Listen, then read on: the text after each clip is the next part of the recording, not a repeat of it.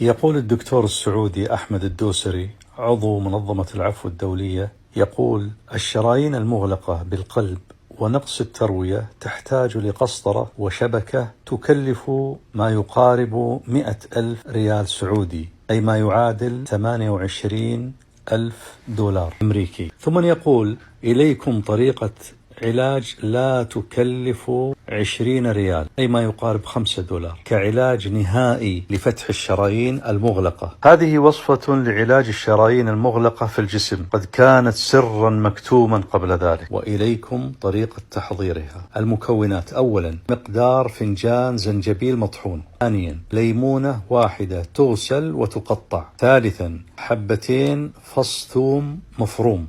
رابعا، نصف فنجان خل التفاح العضوي.